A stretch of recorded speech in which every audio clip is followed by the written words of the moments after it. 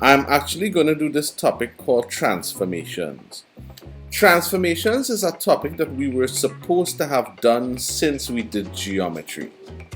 It's quite an easy topic, so we're just going to cover it real quick today. We were supposed to do it since we did geometry, but I don't like to do it then. I just like to do it after vectors and matrices, right?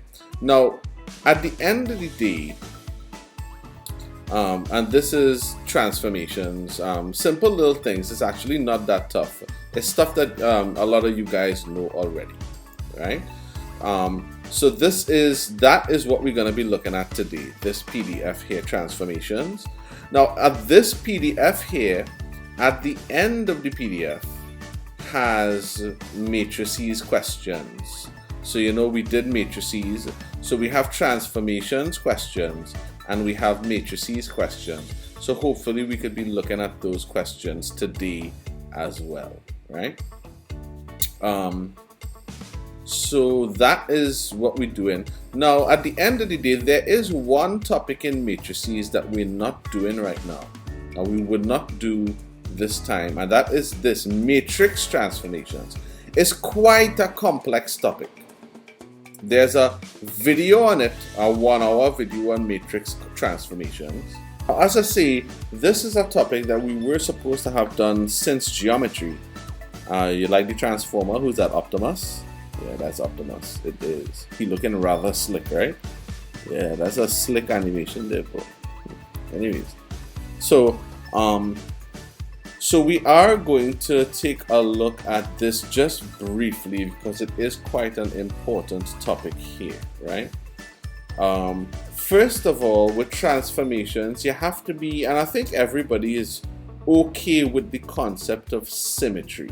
Symmetry being that if you draw a line of reflection down the center of an object, one side of the object would be a perfect reflection of the other side of the object, and that is when the object has symmetry, right? So Shazay, you okay with this, right? Yes, sir. All right. I'm gonna be picking on you a lot, Shazay, since Kushan are coming today, but Soraya, you might get some as well, and well, Caitlin, I doesn't know what to say with you now. So another type of symmetry that we just kind of have to get familiar with is something called translational symmetry. I hope that you guys are seeing these slides clearly, yeah? Now, what is translational symmetry? That is just simply, you know, a translation, and we spoke about a translation already. The translation is when we had the object and we move it with a translation T to the image here, and we basically had all of the points that we was adding to the transformation. We spoke about these things in the past couple classes. So translational symmetry is when you move the object and the object does not change. So you see this here, and we moved it down, and this is not true for all objects here, but we moved it down. So this is the object, and these are the images, right? And the images of the object look exactly like the object even though we moved it. So that's what we call translational symmetry, where even if you move an object, it continues to look the same. And this over here is one nice cool little example of how translational symmetry is used, because this shape here is the object. It's better to draw it in white. Yeah, this, oh no, not that white. This here is the object, and you can see that we could translate it along this way, and you see the object there doesn't change. You have the object again and then the object again. So you can see with translational symmetry we can actually do some cool things like make patterns and such. Now translational symmetry gets us into translations, and we actually looked at this, so you guys should be familiar with these translations here.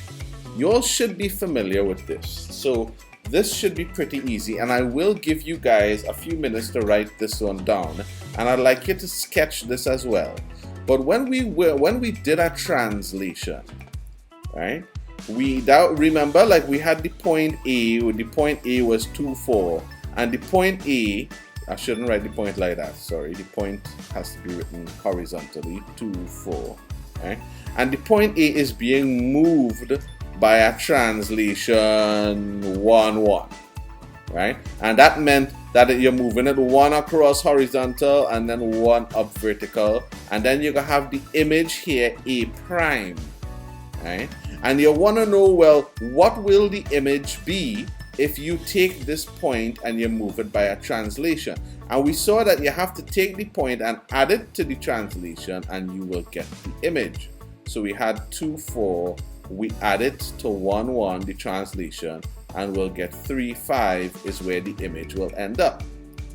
We did a couple examples of these in the past couple of classes. Soraya, this what I just erased here, you okay with this concept, right? All right, yes, and Shazay, you okay with the concept of the translation, right? Yes, sir. All right, nice. So you can see here when we did matrices, you could see that, you know, we could have used a matrix to put all of the points in and then operated one translation. So you see here we have the object P, and this is the image P prime, right? And you can see the object P is a triangle, and the triangle have points A, B, and C, right? So you can see that the points of the image P prime is A prime, B prime, C prime. And the object is being moved here by a translation T. So we kind of know already how to work with this, right? We kind of know that we have the object P here where we are given the points A, B, and C, right? And this is what I want you guys to write down. Even though you know it already, they tell you what the translation is. The translation is 6, 7, right? That implies, you see what's here in this red box here? This is what I want you guys to know, right? T is the translation such that the object P maps on to an image P prime. That is what that means. Or you could write it like this: the translation T of the object P, right, is equal to the image P prime. This here is the language that we just use to describe translations and general transformations. And I want you guys to get familiar with this language here of how that looks, where the T is describing a translation. Another thing, when we're talking about translations specifically, we use T. Yeah, T isn't just something that I'm using by chance. T actually stands for a translation, right? So what I'd like you guys to do is to sketch this and give this a little bit of a write down. Now you can see here what we did. We had the image P, the translation such that the object P is mapped on to the image P prime. This is the translation here, 6, 7. So what we did was we took each point, the point A, right, and we translated it. So we added it to the translation to get A prime. B, we took the point B, we added it to the translation to get B prime.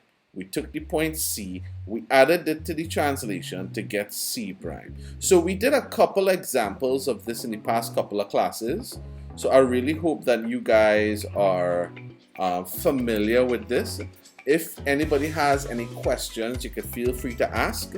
But I'd like you guys to make a sketch of this and write this down, and let me hear when you're done it. So right underneath this note, you could write this. Now you could see here, and let me just explain it. We have the same object going to the image under the translation T. But If it is that you wanted to go from the image back to the object, you would have to use the inverse translation minus t, and we'll see how that works in a minute. So for the translation t is such that it'll take the object p and map it onto p prime. So therefore, the formula for that is this. This is the formula that you'd want to put in your cheat sheet.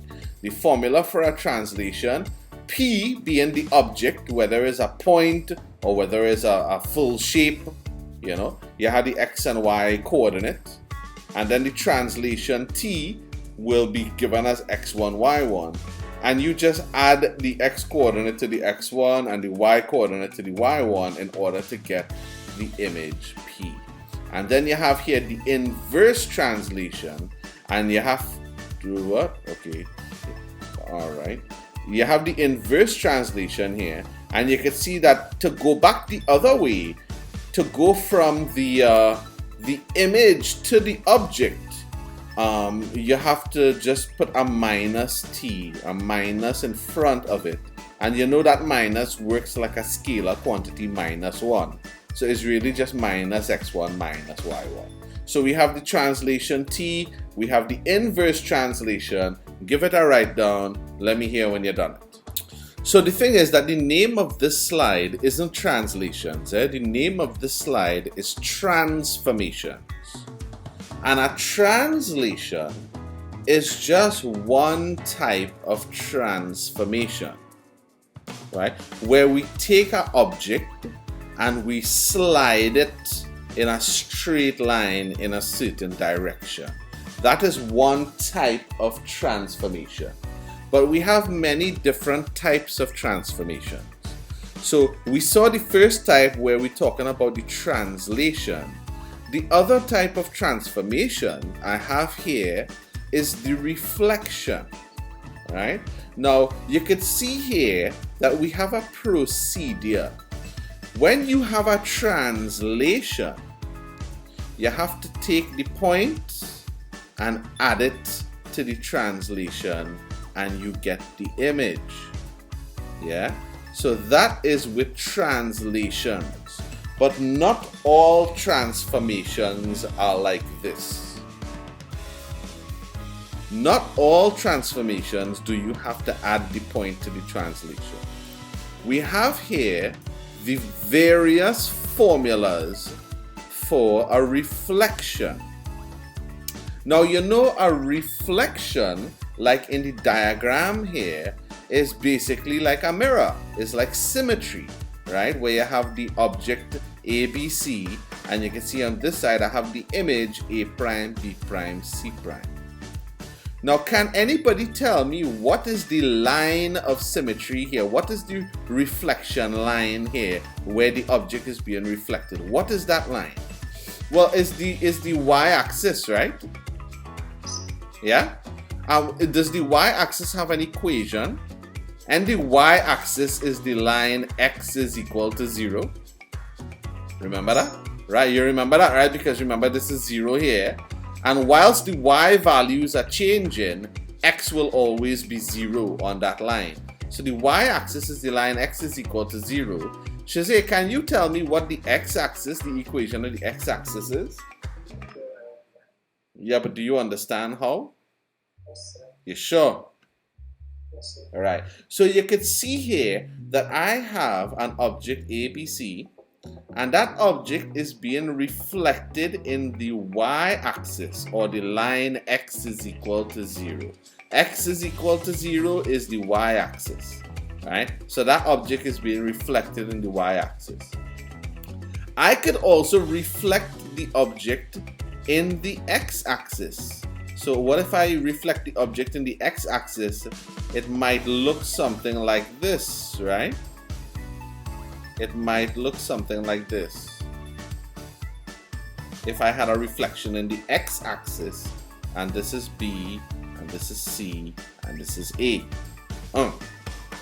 We'll call this A double prime, B double prime, and C double prime, right? Now at the end of the day, you could see two types of reflections here. I have a reflection in the y-axis, or in the line x is equal to 0. And I have a reflection in the x-axis, or the line y is equal to 0. So what if I actually had points now? How do I find, I have the points of the object. How do I find the points of the image? Well, these formulas here will give you the different points of the image in different reflective lines, or different lines of symmetry. So for example, we have here this first one, a reflection in the line y is equal to 0. First of all, you could see that when we're talking about reflections, we use the symbol M. So you have to know that when we use T, it means translation. When we use M, it means a reflection. And you can see here we're talking about a reflection in the line y is equal to 0. So that is this line here. A reflection in the line y is equal to 0 is a reflection in the x-axis. Right? So you can see here that if I wanted to take the object P and reflect it in the x-axis, y is equal to 0. That looking like a G, not a y. Y is equal to 0. If I wanted to take the object P and the object have the points x, y,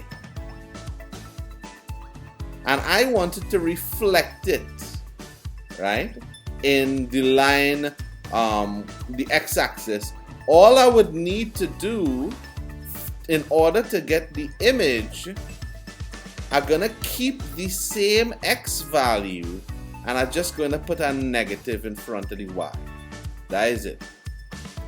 And you could kind of see how this does really happen, because you could see here, let me take this point being a reflection of this point.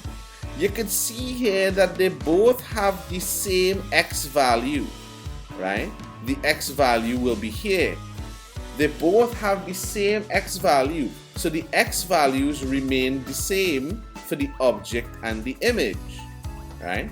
But they have different y values. If this y value is 1, then this y value will be -1.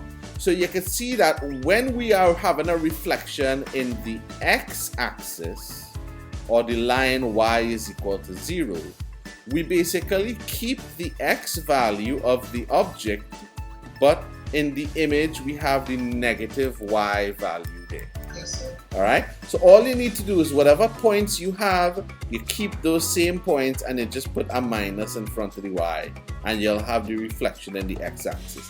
You can see here in the second line, we have the reflection in the y-axis, or x is equal to 0.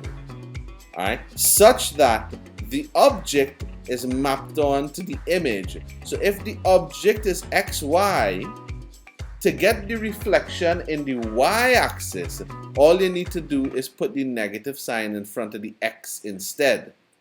So you could see here, if we reflecting in the y-axis, or the line x is equal to 0, right? So right now we're talking about the reflection in the y-axis, which is the line x is equal to 0. You can see here the y value is staying the same. Like if this y value is 5, both of them would have a y value of 5. But in this case, the x value, let me say, is -1. But in this case, the x value would be 1. So you can see that the x values are what are really being reflected here, right? The y values are staying the same. So all of these here you have to know, right? So all of these should go on your cheat sheet, that when you have a reflection in the y-axis, or the line x is equal to 0, the object xy is mapped on to the image minus xy. So we have here the reflection in the x-axis, which is the line y is equal to 0. We have here a reflection in the y-axis, which is the line x is equal to 0. We have here a reflection in the line y is equal to x, right? So remember, the line y is equal to x is this line over here. Right? This is the line y is equal to x. So if we had this object being reflected in the line y is equal to x, the reflection might look something like this. Right? This object being reflected in this line y is equal to x. So when an object is being reflected in the line y is equal to x, what do? You just basically flip the coordinates. So you take the y value and you put it as the x value. You take the x value and you put it as the y value. Right? So we will do a question just now that will be covering all of this. Yeah? And if anybody is confused or have any questions, please feel free to stop me. So we could see here we have a reflection in the in the x-axis. We have here a reflection in the y-axis. On the third one here, we have a reflection in the line y is equal to x. Yeah. Over here, we have a reflection in the line y is equal to negative x. And you know negative is a negative gradient. So the line y is equal to negative x. That is actually this line here. This is the line y is equal to negative x. So if this was the mirror line, how would the object be reflected? Well, you'll see that this point would probably be reflected over here. Yeah? So this is the point C. Right? This point would probably be reflected over here. And then this point would be reflected over here. So I would have the image looking like this. Yeah.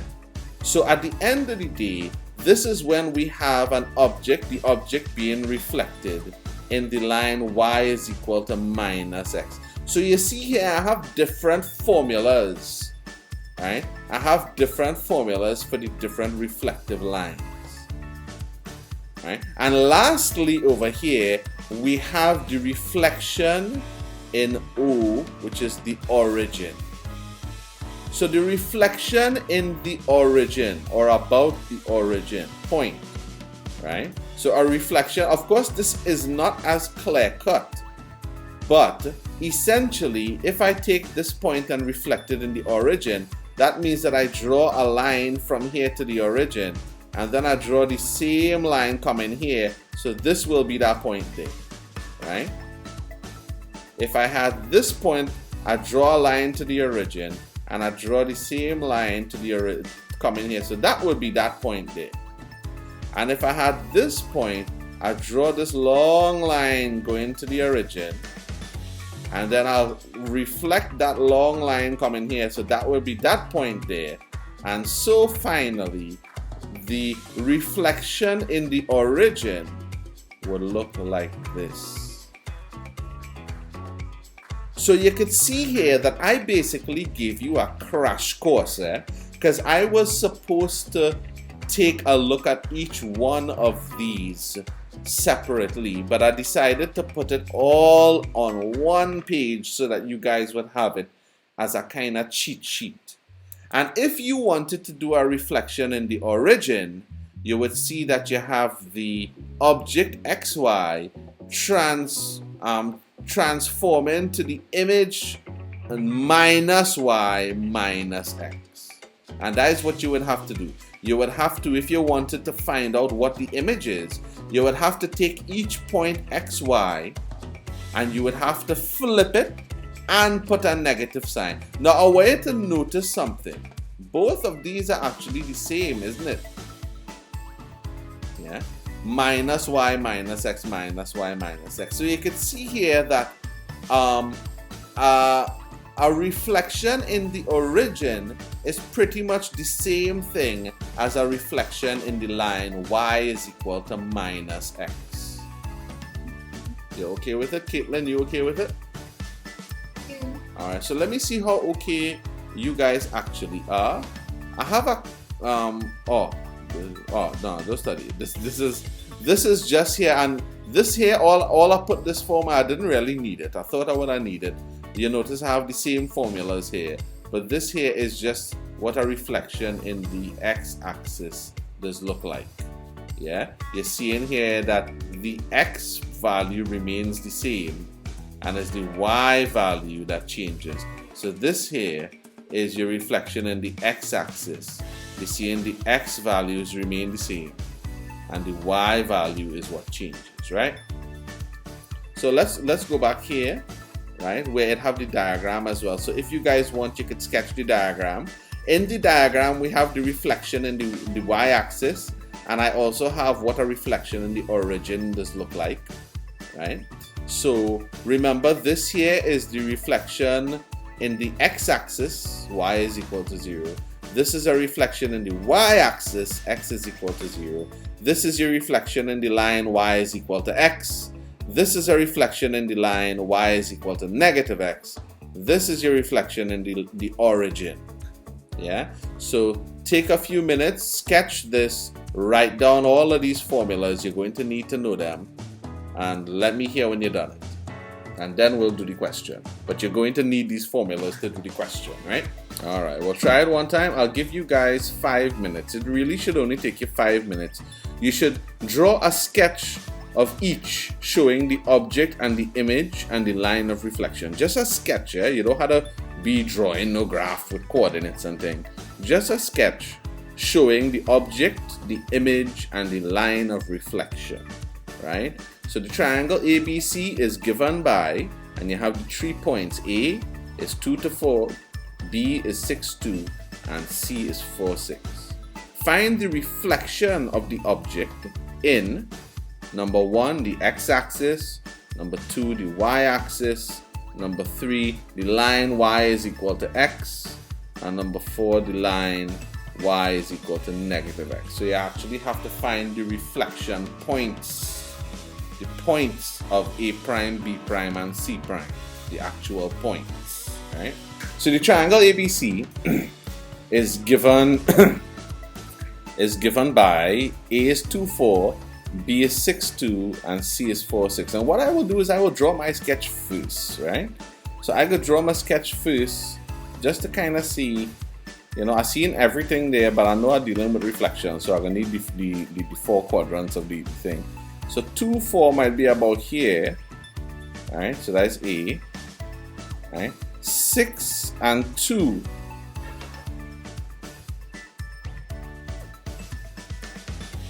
Actually, no, 2, 4 will be higher up.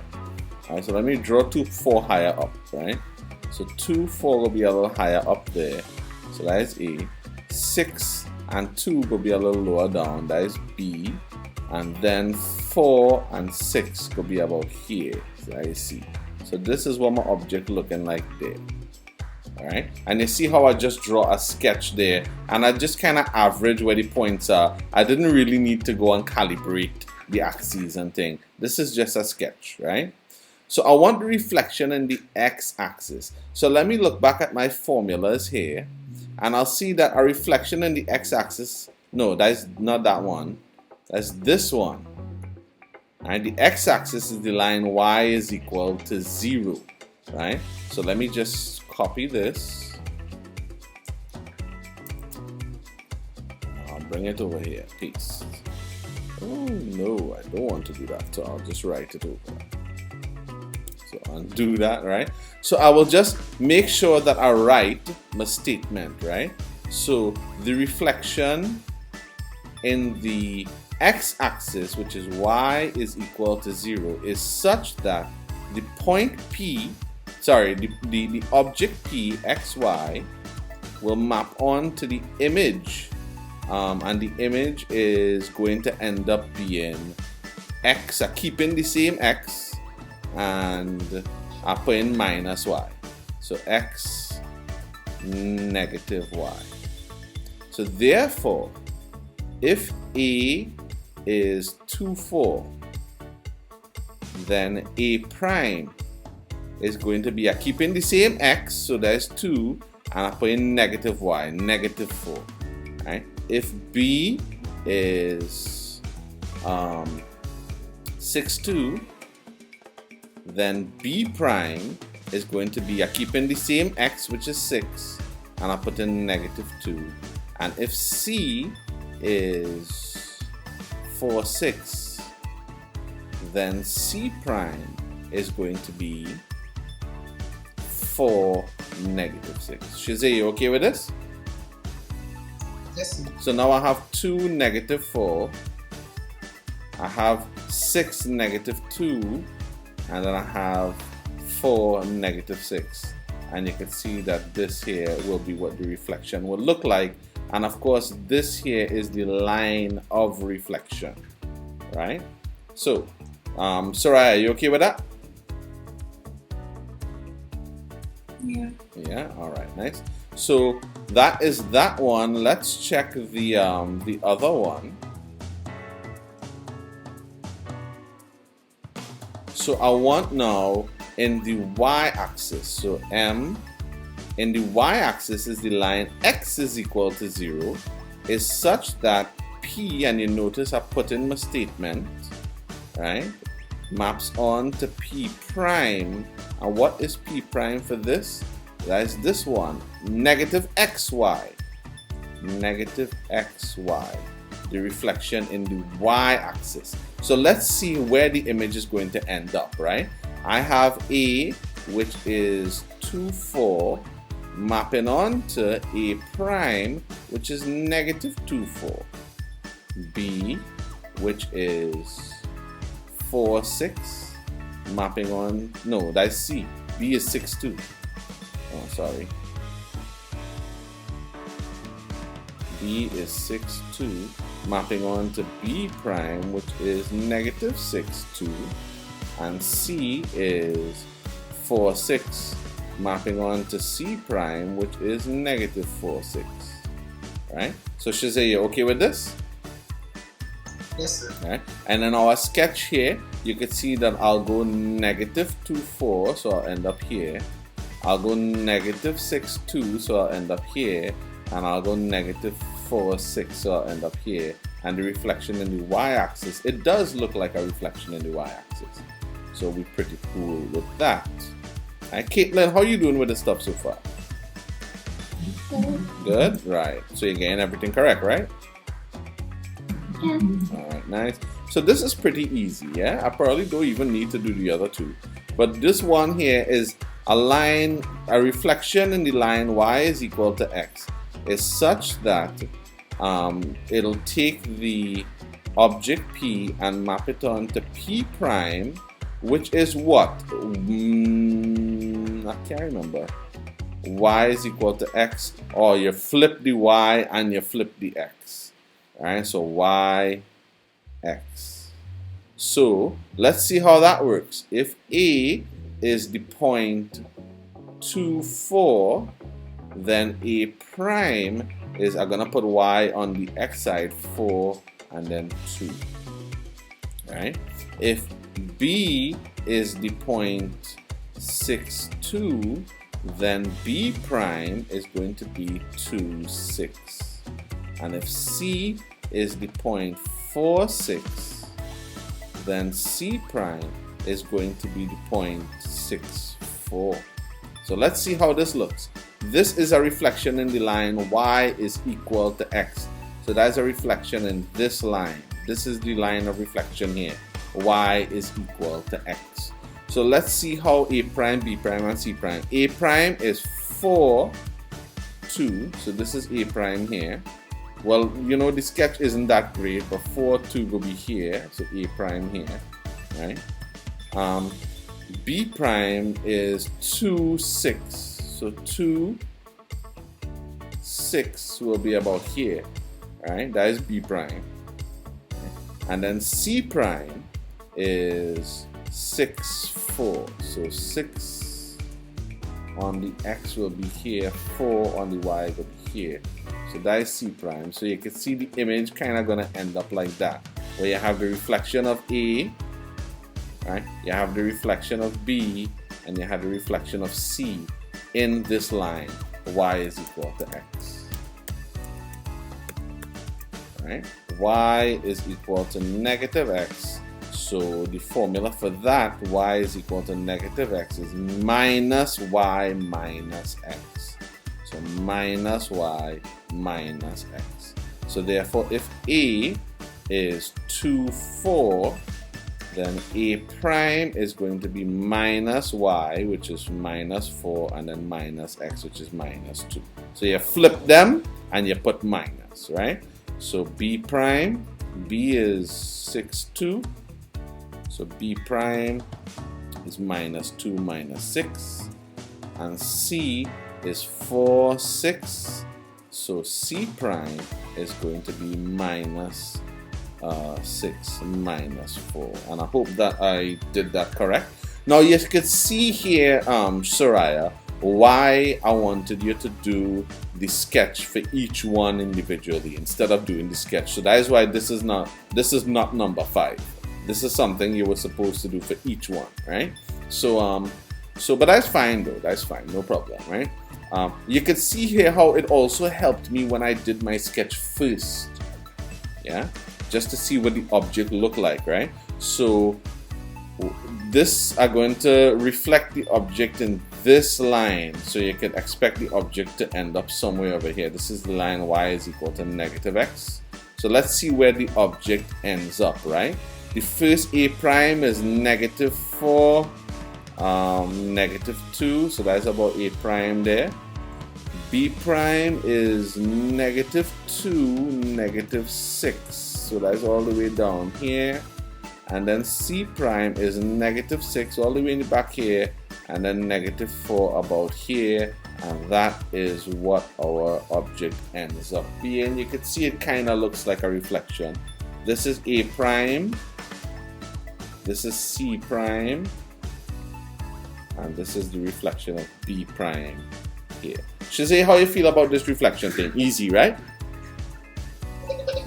Alright, so it's pretty easy. Now, we're dealing with transformations. We dealt with 2 different types of transformations. We dealt with the translation, and then we dealt with all of the different reflections one time. Yeah? So now we'll move on to the other type of transformation, and that is the rotation.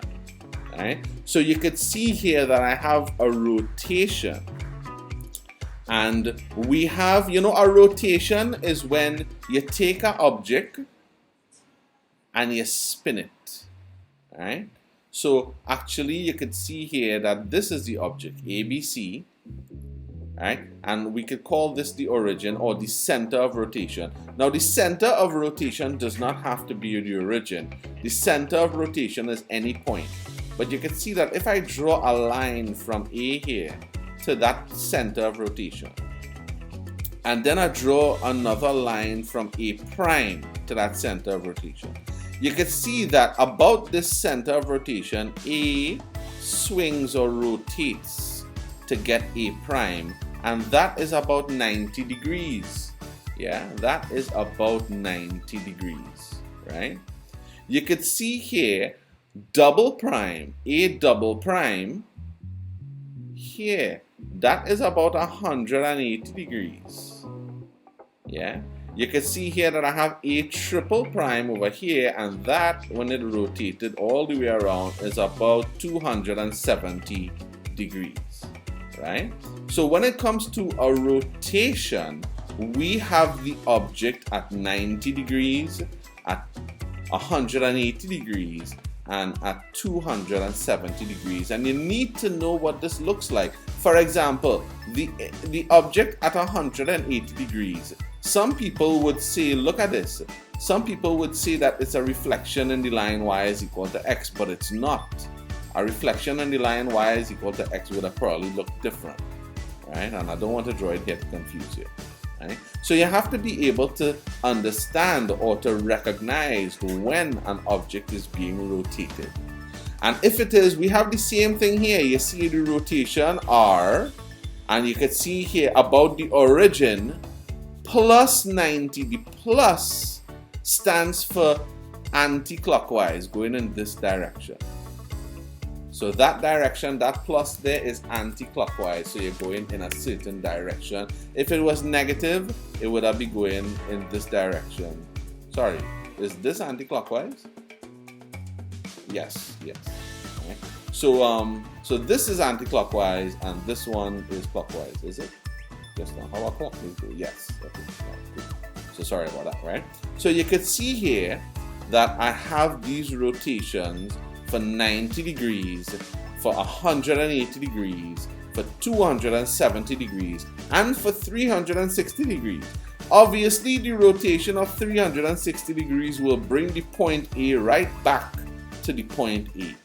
So if you notice, I have the object XY, the image will be XY for a rotation of 360 degrees. If you wanted to rotate the object 270 degrees, it'll be Y minus X. If you wanted to rotate the object 180 degrees, it'll be minus X minus Y, which is almost a reflection. Almost. And if you wanted to rotate the object 90 degrees, it'll be minus Y and X. Right? So give this a write down. Let me know when you're done it. Shizay, you understand how the rotations this work? Yes. Right? And it's pretty much, I don't have a question for rotation because it's pretty much the same procedure as you know, the reflection as well, when it comes to just taking whatever point that you have and trying you know, rotating it, finding the image. So let me know when you're done it. Let me hear 3 done it when you write this down, and you can give that a sketch. Right? And when you're doing the sketch, make sure you have your center of rotation here, and if you want for one of them, you could just draw this line from A to A prime to show that it's 90 degrees. Yeah, so that is the 90 degree one. So we have the rotation there. Now this is not something that you are ever going to have to do in an exam, but it is on the curriculum, so I'll just talk about it briefly. Sometimes you have to find what the center of rotation is, and they'll never give you this in an exam. In fact, they'll hardly ever bring the rotation in an exam. And normally the center of rotation, you could kind of figure it out, or normally in an exam the center of rotation would be the origin, right? But just to write down the center of rotation, how do you find the center of rotation? Well, you connect the object points to the image points, right? You find the perpendicular bisector, right? So it's a piece of construction that you just had to do, which is why, you know, you don't really have to know it. You probably don't even really have to write it down, honestly, because you really don't really get this, right? And where the perpendicular bisectors meet is the center of rotation. So connect the object points to the image points. So let me just say I have this object and this image, and I want to find what is the center of rotation, because I don't know what the center is, right? So I'll connect the object to the image using a straight line, and then I will find the perpendicular bisector of that, right? Then what I'll do is I will take this here, and which is the object C, and I'll connect it, oops, sorry. And let me see how straight I can do this, and connect it to the image C and find the perpendicular bisector of that. And where the two perpendicular bisectors intersect, that is where your center of rotation would be, right? So if you want, you could just give this a quick write down. All right, nice. So we talked about rotations, reflections, and translations. So we have here I think this might be the final type of transformation, and we're talking about the enlargement. Now, an enlargement, you could think about similar triangles. When we were doing similar triangles, you have a small triangle and you have a big triangle, right? And like, let me just say this side was a length of 2 and this side was a length of 8, right? In order to get the small, let me call the small triangle P, and the big triangle is the image P prime, right? Remember, in similar triangles, if you wanted P prime, you would have to take P and multiply it by 2 multiplied by something. K will give you 8. In this case, it's 4. We all know it's 4.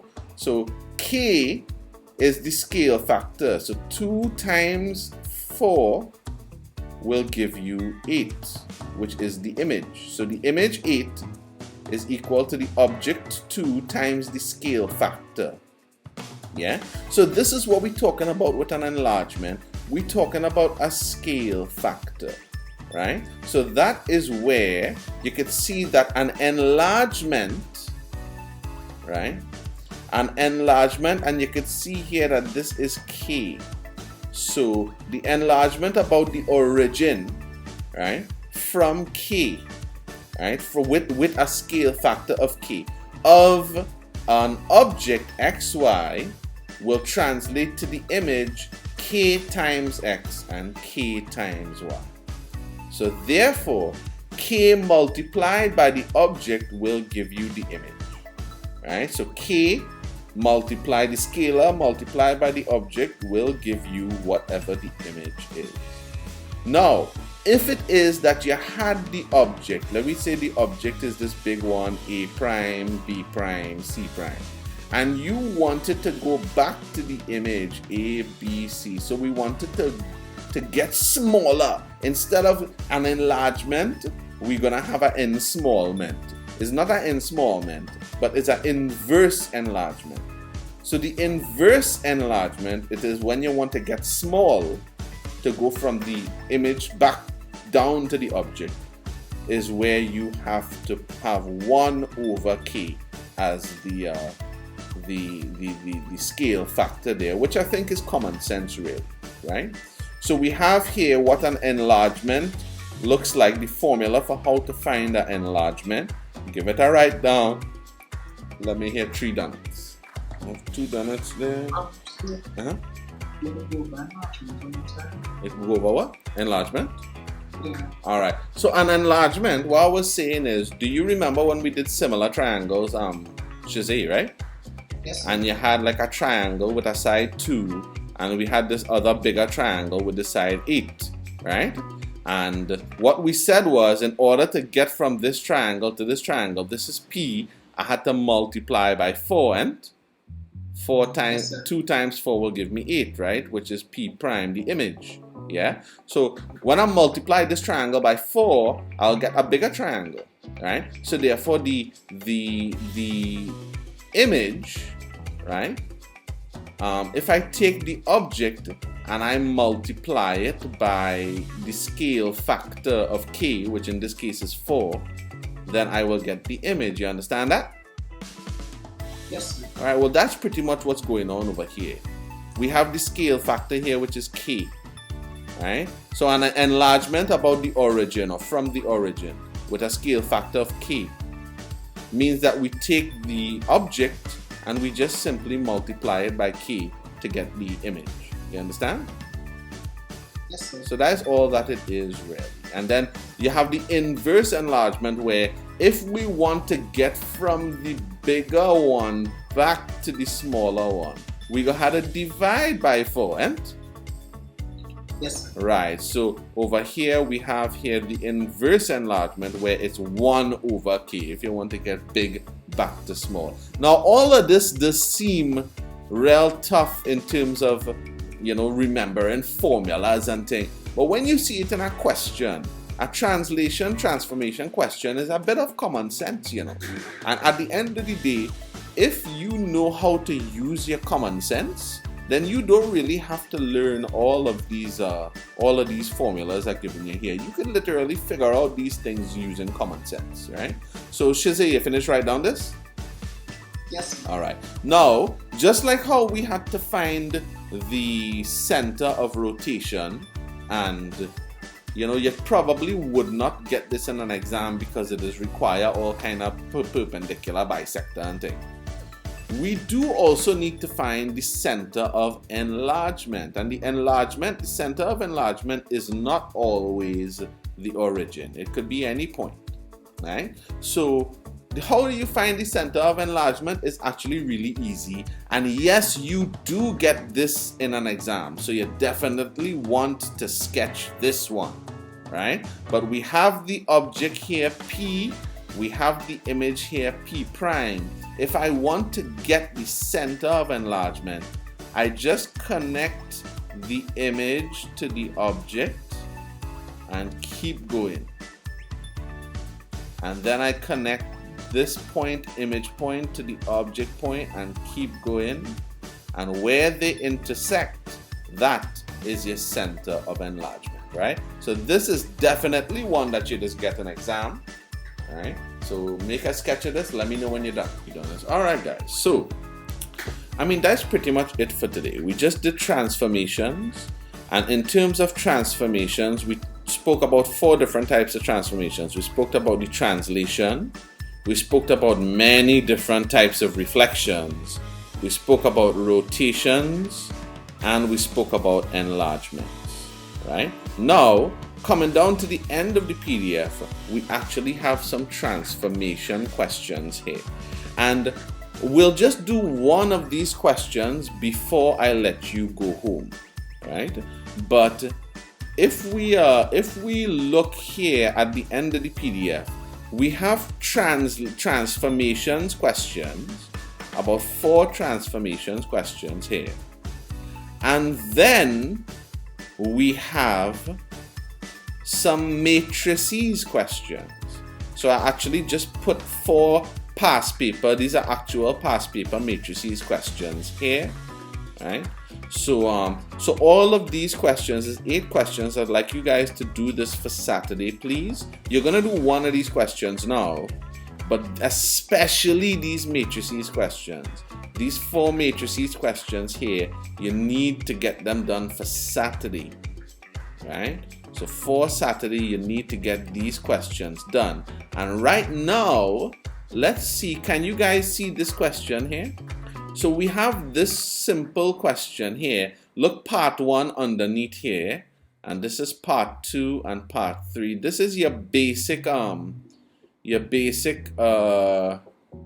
transformations question. So just take 2 minutes and let me take a look at it, right? Number 1, state the coordinates of the point E. So can anybody tell me what the coordinates of the point E are in terms of this graph? 40. Right, so very good. So the point E is 4, 2. So you get a 1 mark there, right?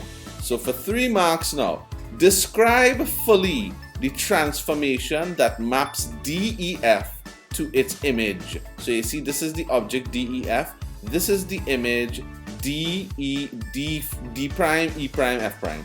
What kind of a transformation you think this is? Yeah, anti-clockwise rotation. Yes, very good, right? So you could see here, a good way to know is if you just take D and D, where's the center of rotation?